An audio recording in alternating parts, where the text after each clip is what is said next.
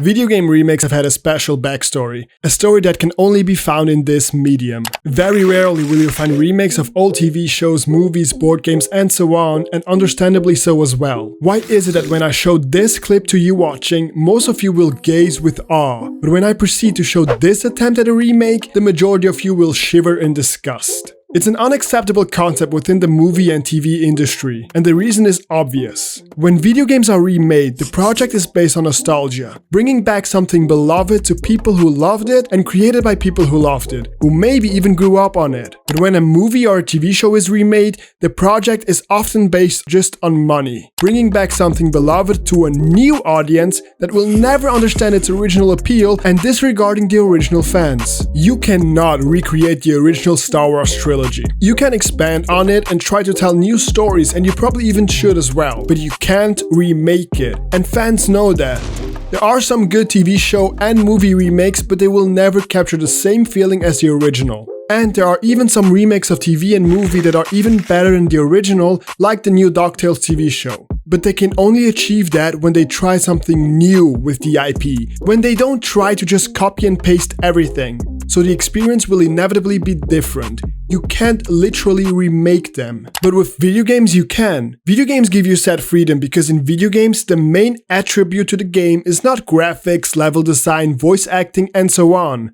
In a video game, the most important attribute are you, the player. You control the setting, so as long as you still feel the love for the long-forgotten franchise, you'll be able to enjoy it as much or even more than before. But when watching something, you don't have that control. You are not part of the gang in Friends. You laugh along with them, but not within them. So you can never accept 6 new actors to portray the characters. You are too observant to allow that. Video game remakes are different. They have always found a special place in my heart. Growing up with the 3D SpongeBob platformers, the LEGO Star Wars games, the Jak and Daxter trilogy, Star Wars Battlefront 2, and the God of Wars, I always wanted to replay those games. I always wanted to be brought back to a younger version of myself. But dusting off my PlayStation 2 and risking realizing that those games aren't as good as I remembered them was barely an option. But even if I wanted to, there were always new games coming out all the time. So replaying decades-old games wasn't happening. I dabbled into them every now and again, but I hardly ever finished them. New games were just robbing my attention, so I was always hoping for new remakes. Good remakes, and hopefully remakes of games I used to once play. No! God bless you, sir. You saved my life. But at what cost? At what cost?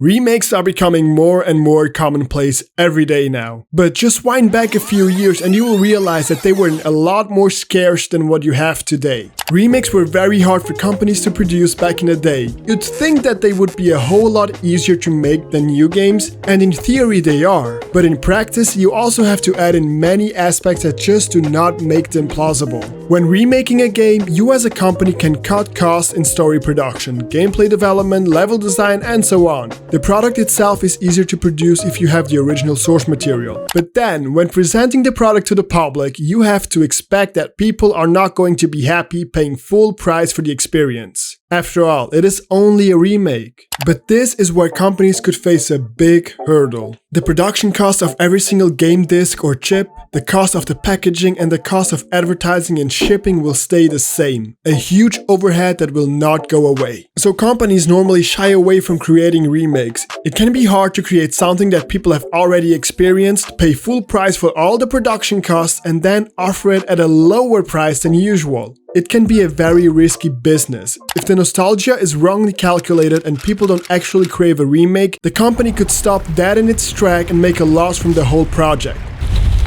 Now, there were older remakes before now, of course. Wind Waker, Twilight Princess, GoldenEye 007, and many more were remade before the current console generation. But they were few and far between. They were risk takers for sure, but in most cases they only included graphical improvements anyway, so the cost was mostly cut in the production. One company though was ahead of the remake curve by almost 2 decades. In 1996, Capcom released the original Resident Evil, a game that revolutionized the horror gaming landscape, and a game that brought horror gaming to the mainstream public and made it cool and rag. But with all its praise and all its influence, the game itself was full of technical mistakes. The graphics were pixelated and hard to look at, the voice design was awful at best. What is this?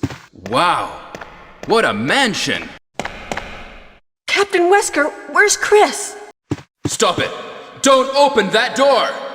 And the controls were not easy to master either. Most of these flaws are not the game's fault, but the times just didn't allow for much improvement. 3D games were just beginning to make their entrance, and so most games looked more like a jigsaw puzzle and less to what we are actually used to today. 6 years later, Capcom brought out the original Resident Evil for the GameCube, a remake of the cult classic. The graphics weren't just smoothened out, but completely overhauled. The voice acting 100-fold improved. What is this place? Not quite your ordinary house, that's for sure. Hey, Wesker, where's Chris? Jill, no! You don't want to go back out there.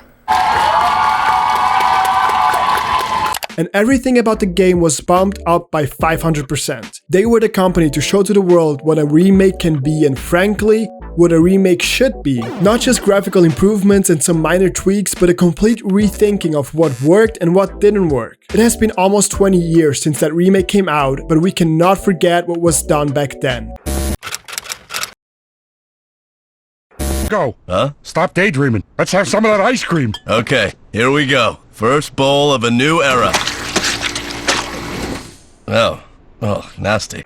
As mentioned before, video game remakes have been produced in the past, most of them just being graphical improvement projects though, with a few exceptions of course, but most of them were lazy products. Or should I put it differently, not lazy but safe. A company could not always risk spending too much money on the improvement of an old game. It was too risky of a business, so most opted for remasters and ports, and most gamers have started to build up a distaste for them ever since. But the last console generation has popularized a feature that was about to change everything: online game purchases. Now, the PlayStation 3, the Xbox 360 and the Wii U had online stores as well, but it was not until the current console generation that people have started to more frequently opt for this option. It's easier, it's faster, on release day you can get the game at midnight, it doesn't break like a game disc would, and more often than not, it is also cheaper than buying it in the storefront. And this is what changed the whole industry. Once companies knew that they could start offering remakes for a lower price and not have to worry as much about production and shipping costs, they were able to focus much more of their time and money on the actual product. Gaining the ability to publish the games online and seeing that many people were actually buying them this way opened up a whole new world. Remakes were never going to be the same ever since. In the last couple of years, we have therefore gotten incredible remakes, just like The Legend of Zelda Link's Awakening, Pokemon Let's Go Pikachu and Let's Go Eevee, Ratchet & Clank, Shadow of the Colossus, the Crash Bandicoot Insane Trilogy, Spyro the Reignited Trilogy, and many more. And these remakes of decades-old classics were all very well received because they were very well produced. They were not just mere graphical improvements, but in many cases a complete graphical overhaul where the studio decided to completely change the art style, but without losing the original feeling of the game. A good example of this would be Link's Awakening. They changed the art style of the whole game, but were able to keep the overall feeling of the original Game Boy version. Imagine the humongous task it was to do something like this. It would be the equivalent of keeping the same characters of a TV show the way they were, but changing all the actors and actresses, a deed that is impossible to pull off successfully in TV and cinema. But in gaming, with a lot of effort, it can be done. But the remakes that we have been getting in the last couple of years have been more than just that, more than just some graphical improvements. In many cases, what Capcom did 18 years ago, every studio seems to be doing as well. Recreating a game by improving every aspect of it, by creating it with love and with passion, by creating a remake that will be able to attract new audiences to this beloved franchise, but without forgetting the original fans. But it is not over. Remakes are not going anywhere, and Capcom were once again the ones to start a new trend.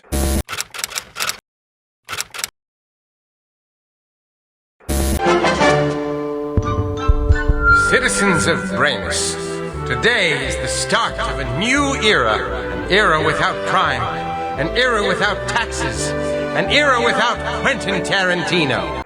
As you've probably all heard, there is a Final Fantasy VII remake that just came out, and as you've also probably heard, there is a Resident Evil 3 remake that just came out. But as you might not know if you haven't played them yet, is that these remakes are different from any other remake that came before them. Or are they? You see, there is one other remake that came out a year ago that started off the new era of remakes. An era that I will refer to as the re-remaking. An era where remakes do not longer differ from current new releases. An era where remakes get at least as much attention as new games. An era for people who grew up on PlayStation 1, PlayStation 2, GameCube, N64, Xbox, and so on. And an era of remakes that was once again introduced by Capcom. 15 months ago, Capcom released Resident Evil 2, a remake of the original 1998 game, and Capcom gave their audience the same treatment they gave them 18 years ago. Resident Evil 2 Remake was a complete reconstruction. The game cannot be distinguished from current releases, and in an era where games need to look as close to reality as possible, this is an incredible feat to achieve. Capcom has done a great job with that remake, and they were not done there yet. Resident Evil 3 just came out, another remake of an amazing classic. I dabbled into it, and I have to say, what they achieved is incredible once again, and the industry is listening. Not only was Capcom able to release a complete overhaul of an old game and make it better than ever before, but since they actually created a new game, they were able to ask for much more money from the consumer without people feeling like they're being robbed. It is becoming a business that companies won't shy away from anymore in the future, a business that might actually be profitable, so more and more companies are jumping on the upcoming trend. And we, as longtime fans, appreciate it. For people who crave old nostalgic games, the future is starting to look bright. More companies are starting to see the new upcoming trend. Square Enix, for one, decided to completely remake Final Fantasy VII, a 23-year-old game. And what they achieved is another masterpiece. Final Fantasy VII Remake completely changed my mind on remakes. It's what inspired me to write this video. The game barely resembles the original one, but in a good way. Different reactor, different layout.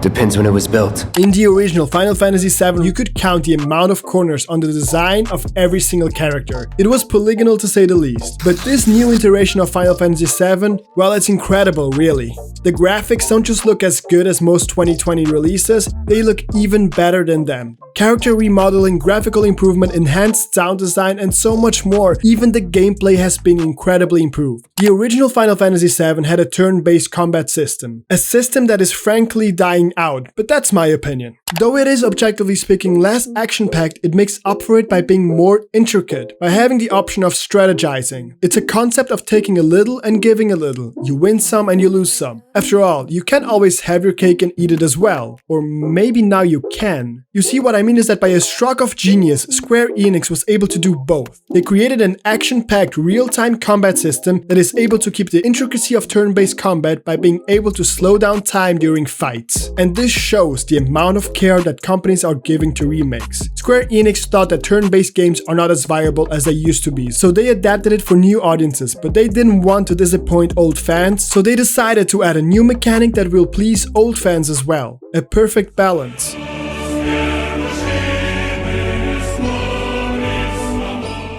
Capcom and Square Enix have started something that is hopefully continued in the future, and I have hope that it will. This year alone, we are looking at so many new remakes. Resident Evil 3, Final Fantasy VII, Battle for Bikini Bottom Rehydrated. Oh god, I'm excited for this one!